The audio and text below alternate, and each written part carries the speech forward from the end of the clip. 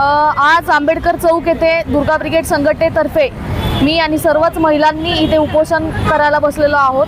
आज आमच्या मागण्या अशाच आहेत की शक्ती कायदा 2021ला ज्याची घोषणा झाली होती तो अंमलात आला पाहिजे।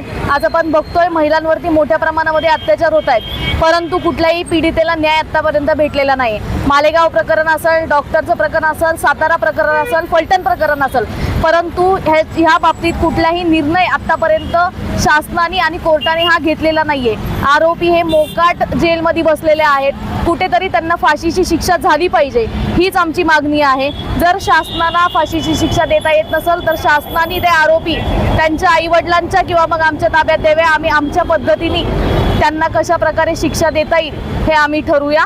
आणि त्याच प्रकारे आपण बघतोय की अत्याचाराचं प्रमाण जे वाढलेलं आहे, जर सरकारने आमच्या मागण्या पूर्ण केल्या नाही तर निश्चितपणे पुढील काळामध्ये आम्ही सर्वच महिला मुंबईला मंत्रालयासमोर येऊन उभ्या राहणार आहोत आणि पुढील काळामध्ये अमरण उपोषणही दुर्गा ब्रिगेड संघटनेमार्फत करणार आहे। मोठ्या पक्षातील पीए देखील घरात अत्याचार करतात आणि फाशी कालची घटना आहे, त्याच्यावर तुम्हाला काय वाटतं? निश्चितपणे बरेचसे प्रकरण मोठे जे लोक आहेत त्यांच्या घरातली बाहेर सुद्धा येत नाहीत, पण आपण कालच पाहिलं त्यांची सुसाईड झालेली आहे, हत्याही झालेली आहे। आणि मुंडेंचं जे प्रकरण आहे आज खरंच दुर्दैवी घटना आहे। आपल्या राज्यामध्ये जिजाऊंच्या लेखी ह्या सुरक्षित नाही आहेत आणि कुठेतरी ही मोठी लोक जी आहेत ही बाहेर एक बोलतात पण घरामध्ये महिलांवरती अत्याचार चालू असतो। कुठेतरी हे थांबलं पाहिजे आणि एखादा सर्वे महाराष्ट्र राज्याने हा महिलांसंदर्भात केला पाहिजे, किती महिला सुरक्षित आहेत, किती महिलांना त्रास होतोय।